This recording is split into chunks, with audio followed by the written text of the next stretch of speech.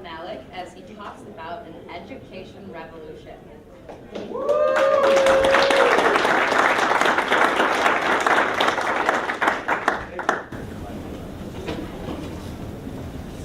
Some of you have toddlers, okay? Or you know somebody who has a toddler. Some of you might have even been a toddler at one point. And what's true about the really small children? They're always crawling around and getting into everything. They're always asking why, right? It's because they're eager to learn. They're eager to explore the world around them. So, what do we do with them? We send them to the government schools. Now, teenagers are as excited about learning as they were when they were toddlers. Here's a clip from Ferris Bueller's Day Off, and I just thought it would be a fun way to get started. In 1930, the Republican-controlled House of Representatives, in an effort to alleviate the effects of the Great Depression, passed the the tariff bill, the Hawley-Smoot Tariff Act, which raised tariffs in an effort to collect more revenue for the federal government. Did it work? Anyone know the effects? It did not work, and the United States sank deeper into the Great Depression. Today, we have a similar debate over this. Anyone know what this is, class? Anyone? The Laffer curve. Anyone know what this says? It says that at this point on the revenue curve, we get exactly the same amount of revenue as at this point. This is very controversial. Does anyone know what Vice President Bush called this in 1980? Anyone? Something GOO economics. Voodoo economics. So anyway, I just thought you might enjoy that. Can we get the volume up a little bit? That's as high as it goes. Okay, Sorry. that's perfect then. Well, I'll tell you what, there sure was a whole lot of learning going on there, wasn't there?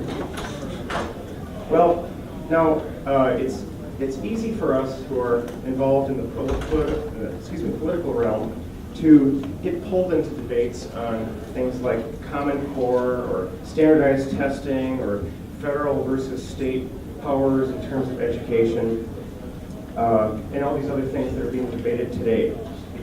But personally, I think that's seeing the trees instead of the forest. Okay, all these proposals basically deal with trying to make the government schools work better, just changing something or manipulating something. But I don't want to talk about education reform, which is what all that's about. I want to talk about education revolution. What would education look like if it were actually a free market? I think you might find it kind of exciting. Well, today we have a government monopoly. And it's been that way for decades, even centuries. It's not a total monopoly. We do have parochial schools, which basically teach standard academics plus religion. There are also some private schools, and of course homeschooling. But all of these are held to academic standards that are that are set by the state educational boards, which basically that has the effect of enforcing uniformity no matter what type of school, public, private, or homeschool. So these education boards define the curricula, the hours of coursework needed, and testing standards. Well, what if we could do away with those boards? What if we could open up the curricula? If we were to convert to a market-based system, entrepreneurs could run each school and choose their own topics based on what their customers, the parents, would want. Perhaps they would, having the freedom to change the curricula, perhaps they would eliminate certain courses. Maybe they would cut back on history classes. How many times do students really need to learn about dead presidents and the wars they caused? Let's stop studying strife. Or perhaps they would eliminate Phi Ed. I mean, that's pretty much, it's pretty much the same sports every year, and it's where the jocks intimidate all the other students, right? So, now, some of you might not like the idea of those particular topics being omitted, But now, let's talk about certain topics that would create room for. For example, how about the basics of investing? Finance 101. Kids graduate today not even learning the difference between stocks and bonds. Yet, when they go to work, they're asked to sign up and make an intelligent choice about a 401k plan. How about the power of compound interest? That's not taught in schools, and bankruptcy court is a little late to learn that. How about actual useful skills in general? Today, a high school diploma doesn't mean much anymore. That's why young people need to go on to college or tech school. Now just imagine, just think about that. Kids spend 13 years in the government schools, and they can't even get a job that's beyond minimum wage, beyond a McDonald's type position, without going on to further education. But what if entrepreneurs ran the schools and set the curriculum? Some could focus on real-world skills, like vocational skills, in constructing homes or fixing cars. So not memorizing facts to take a test, but real-world skills that students can use for a lifetime. Now, there's one area in particular that's been missing from the government schools, and that's entrepreneurship. This is simply not taught at all. When students go to school and learn the subject matters that are in the curricula, their expectation is to find employment, get a job, and work for somebody. Now, some of you here might have heard of a man named Doug Casey. He's a well-known world traveler and investor and hardcore libertarian. He likes to call himself an anarchist. But he and a couple entrepreneurs started something called CYCLE, which stands for the Casey Youth Conference on Liberty and Entrepreneurship. Now, it's something he and several other people host every year in Lithuania, where kids from many different countries come for a couple of weeks, and they have this camp. They have this also in other countries, including the U.S., and they just put it on free of charge. So the kids that come to this, they have some fun. They get to sit around the campfire and sing songs, so learning isn't just drudgery. But they also learn how to spot opportunities to create value in society, to find out what people's needs are, create a business plan, and then implement it. Now, it's just a short course, maybe just a couple weeks long, but a few of the students that have gone through this have become millionaires in their early 20s. Entrepreneurship is a skill you can learn. I mean, what would your life be like today if you had learned entrepreneurship in school? What if different teaching styles could be used? Psychologists know that people learn in different ways, and it's not just a gender difference. It's also between individuals. Some people learn better by sight or hearing. Other people learn better by touch or feel. Some people, if they simply listen to something, that's sufficient. Other people need personal involvement or personal interaction. So different individuals have different learning styles.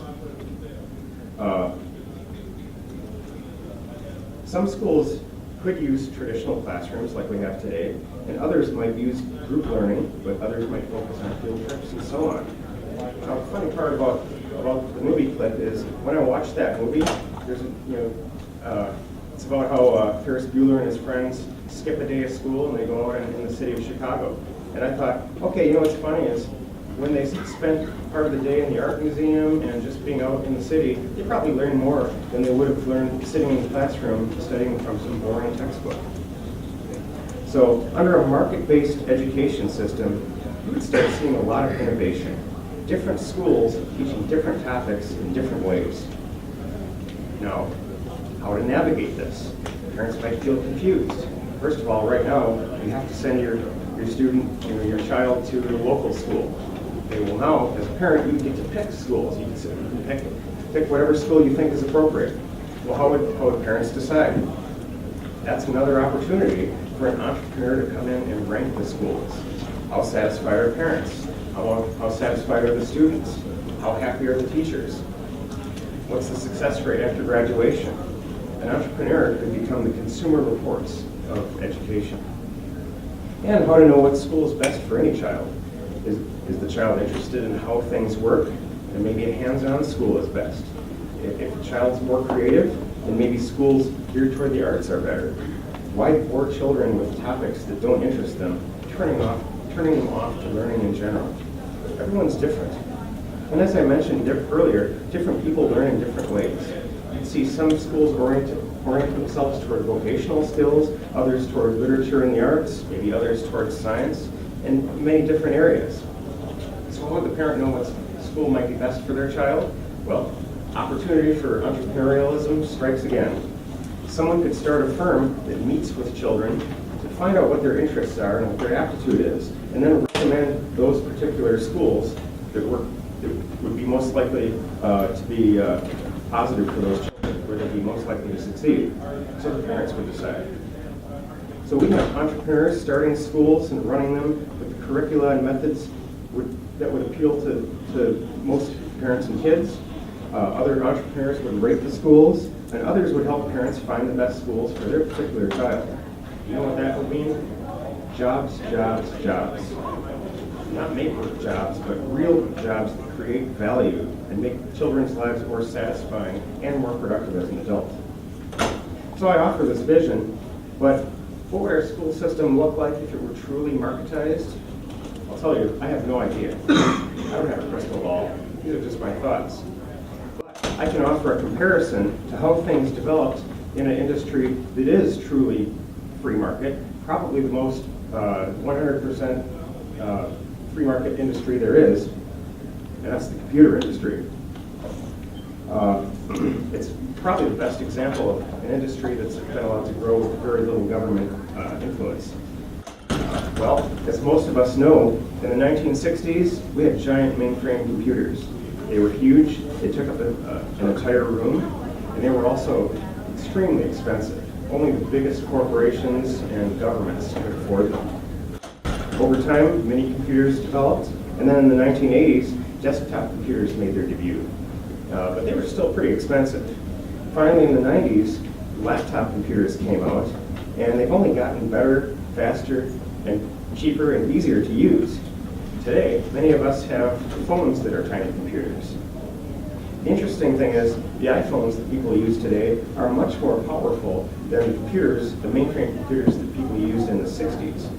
And of course, software has changed too. In the beginning, we had the program assembly language, which was manipulating the individual bits. Then they moved to, then programmable languages came out, like some of you might have used Fortran or COBOL. Well, these are better, but still more complex. You have to be a computer programmer to use them. Well, then applications came out like Word and Excel, where just the average person could do computing without needing to be a programmer or to have that background. So today, people can use their iPhones right out of the box with no training at all. So the trend, better, faster, and cheaper. What if our educational system were the same way? Instead of becoming more time-consuming, requiring more years of education and becoming more expensive. Now, to really compare, let's imagine that yesterday's politicians had the same mentality that many do today when computing systems debuted.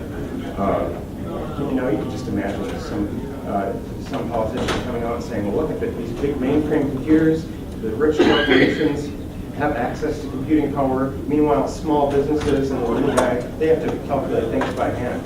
That's not fair. We need a government program, right?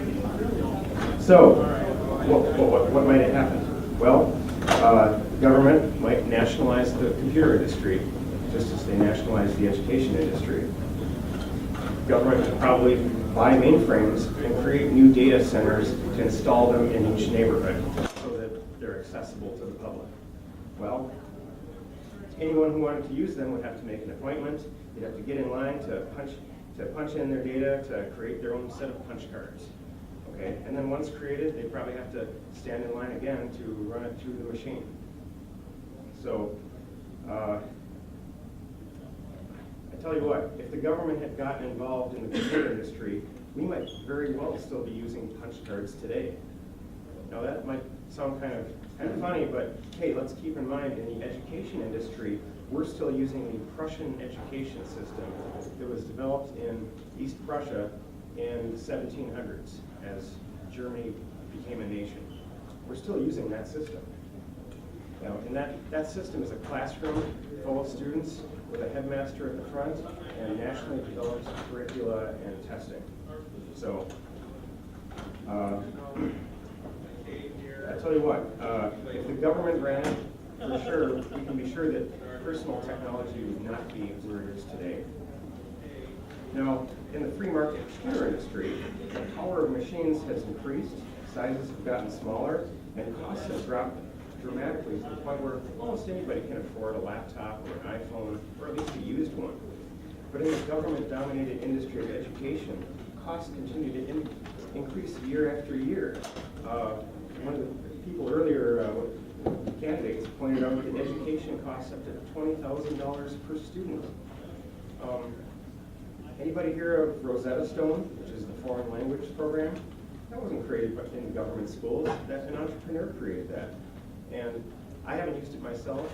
I know people who have, and everybody has recommended it. They say it's very effective at teaching somebody a foreign language. And it's like $300. I don't know how much it cost when I took a foreign language class, but I tell you what, after reading textbooks and having to fill out workbooks and take tests, I was so bored with it, I had no interest whatsoever. And it probably cost taxpayers quite a bit to give me that. So entrepreneurialism over, government bureaucracy. So if we got the government out of education, including the state education boards, let's let entrepreneurs find better ways to provide fulfilling education at less cost. Here's another thing that's worth mentioning. People, in the bizarro world of government, many people actually sell their houses so they can move to a different neighborhood to get their kids into the school that they want. Isn't that absurd? Okay, do you have to sell your house to move to a different neighborhood to use a car dealership that you want to buy from, or to go to a different grocery store? Why do we accept that for education? Let's let parents make those decisions. Let's let entrepreneurs provide that. So, to conclude, what if a libertarian candidate were to present these dramatic steps to free up our monolithic education system, putting it in the hands of entrepreneurs instead of bureaucrats? What we need is a separation of education and state. It would be a true education revolution. Thanks for your time.